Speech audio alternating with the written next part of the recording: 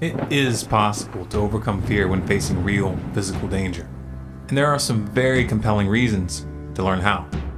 Having the right philosophical scaffolding can help, but in the end, it will always be up to you. Let's begin with a reality check. This planet is and has always been a dangerous place.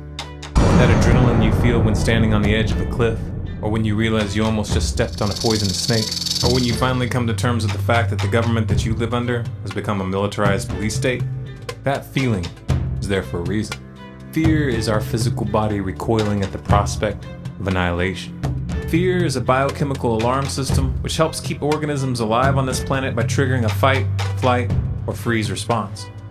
If the attacker can be defeated, fight. If you can outrun it, run. If you can't beat it or outrun it, freeze and play dead. This alarm system has persisted in the gene pool and will continue to persist because in many life or death situations, it is highly effective. Fear, however, is a double-edged sword. Terror can send a herd of buffalo stampeding over a cliff, and it can make a crowd of humans behave in much the same way. If you need evidence of this, just take a cursory glance at the pages of history, or better yet, take a closer look at current events. Fear doesn't make you smarter. In fact, studies have shown that terror literally shuts down the rational and logical parts of our brains. Now, it's obviously not a good idea to face dangerous situations or to make important decisions with the most useful parts of our brains turned off. But consider the implications of having an entire human society operating at this level. The trouble is, the ruling classes have always understood that it is in their interest to keep the peasants in a perpetual state of fear and insecurity. Those who are able to dictate the nightmares of a nation usually end up dictating everything else. The ability to control our fear and reduce or eliminate its hold on the mind is what allows us to take intelligent action in the face of danger. Having full use of one's brain also helps to distinguish between real and imagined threats. This skill is often referred to as courage. Courage doesn't just happen randomly. A man doesn't just get up one day and perform a triple twisting flip off of a cliff out of the blue. Chances are his heart was pounding like crazy the first time he stood at the edge of a high dive when he was a kid. The primary difference between an expert cliff diver and someone who passes their whole life paralyzed by their fear of heights is that one of them made themselves jump and kept doing so until it became second nature. You might gather from this example that the way to defeat one's fear is to face it. If you're afraid of snakes and you handle them long enough, fear will subside. The same principle applies to most individual fears. Trouble is, fear is like a multi-headed hydra. Cut off one head and another can grow up to take its place. Furthermore, it is often not practical or even possible for us to overcome each little phobia and worry through direct exposure.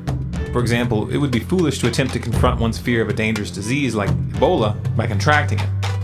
To overcome fear in a long-term sustainable way, you have to go to the root. But what is the root of fear? The root of all fear, even seemingly petty and insignificant fear, is death. Social anxiety, for example, can be traced to the primal need to be well integrated into one's family and tribe. Being rejected by one's peers was a death sentence in ancient times, and still is today in many societies. This primitive legacy leaves most humans unable to resist the forces of social conformity and authority. Being unconscious of the root makes the irrational byproducts impossible to process. This underlying fear of death is the body of the Hydra. Facing it effectively is the key to freedom. We all live under the shadow of annihilation, whether we consciously acknowledge it or not. You are going to die. I am going to die. In 300 years, every single one of us will be dust. No one leaves this place alive.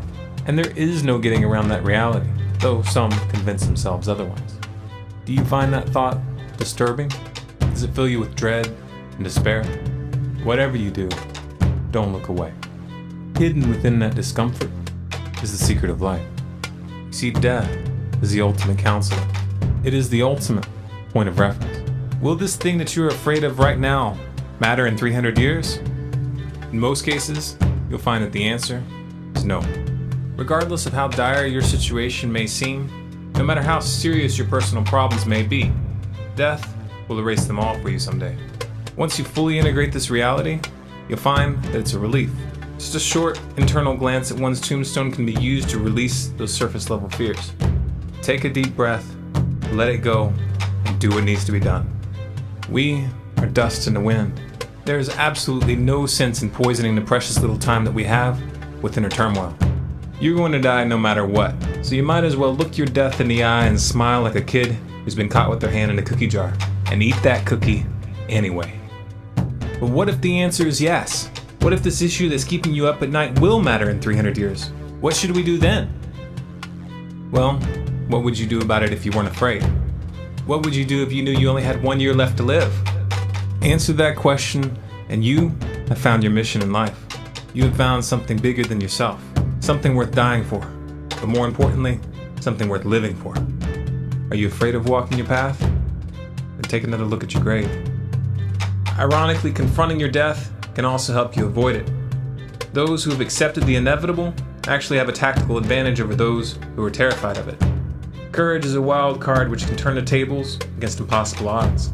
A small group of highly motivated, fearless individuals can accomplish far more than an army of cowardly and obedient sheep. Remember, we can negotiate the timetable to some infinitesimally small degree, but no matter what we do, our lifespans are short like sparks on their one fleeting trajectory of existence. You want to really live?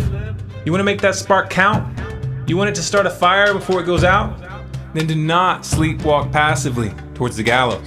Stand up, look your death in the eye, and dance. Dance like you're never gonna dance again. Sing like you're never gonna sing again. Stand up while your heart is still beating and hold your child in your arms like this moment is all that you have. Because it is.